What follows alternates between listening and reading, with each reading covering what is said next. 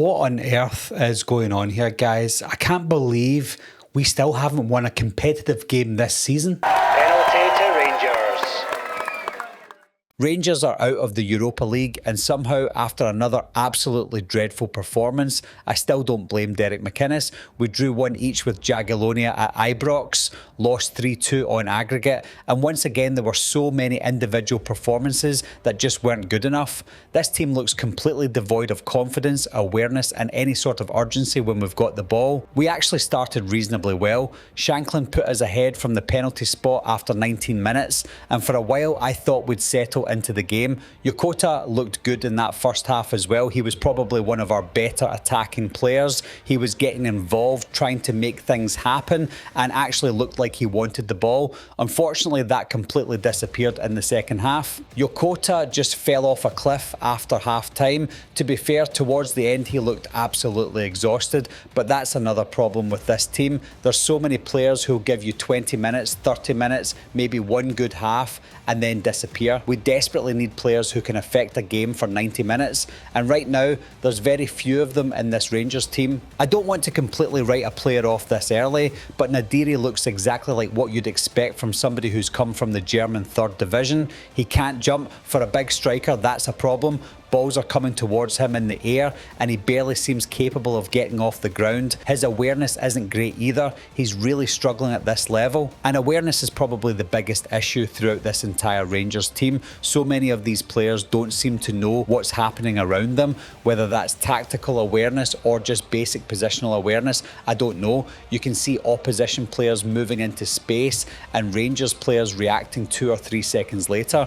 At this level, 2 or 3 seconds is the difference between stopping a goal and conceding one. Their equaliser was another perfect example. Jagiellonia were allowed time out wide. The ball comes into the back post and Prelec standing there with a straightforward header. Nobody's properly dealt with him. Nobody seems aware of where the danger is. We've seen this again and again already this season.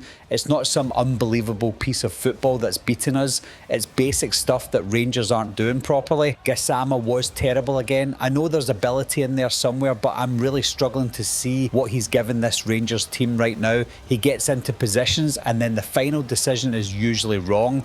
At one point he cuts inside from about 30 yards and just balloons a shot over the bar. There's no composure, there's no real end product. At the moment, he's nowhere near good enough. Pandur worries me as well. There's far too many moments where he just looks rooted to the spot. Maybe that's harsh when some of the defending in front of him is as bad as it is, but I want my goalkeeper commanding that box. I want him coming for balls. I want him making himself big. Too often I'm watching Pandur and wondering whether he's actually going to react. One player I will give some credit to is Dan Neil. I've been pretty critical of him. I even called him an English reject when we signed him, but from what I've seen so far, he's actually been decent. Nothing spectacular, but he's looked comfortable enough, which made it even stranger for me that he didn't get the full 90 minutes tonight. He came off after 66 minutes and I didn't really understand that one. Makhanya's another one who I thought looked solid enough, and Dujon Sterling, if we can somehow keep him fit, I still think he'll be massive for us this season.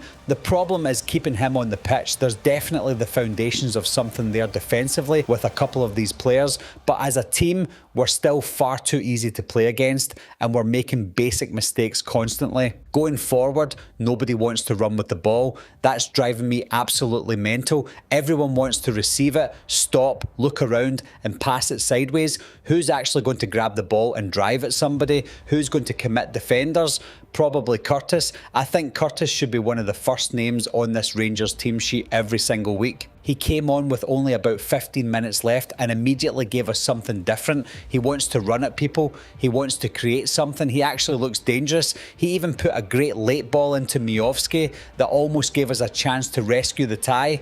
I don't care how young Curtis is. If he's playing better than the senior players in front of him, then start him. So yeah, another disappointing performance. Rangers are out of the Europa League, and somehow I still don't blame McInnes. He changed the shape tonight. He's trying different players. He's trying to find something that works. At some point, the players have to take responsibility. You can't coach basic awareness into somebody during a game. You can't make somebody run with the ball if they're terrified of taking responsibility. This squad just isn't isn't performing. And that's the worrying thing. I can see what McInnes is trying to do. I just don't think enough of these players are giving him what he needs to do it. We're now dropping into the Conference League, and after what we've seen so far this season, absolutely nothing can be taken for granted. Something has to change quickly, and for me, Curtis getting a proper run in this team would be a very good place to start.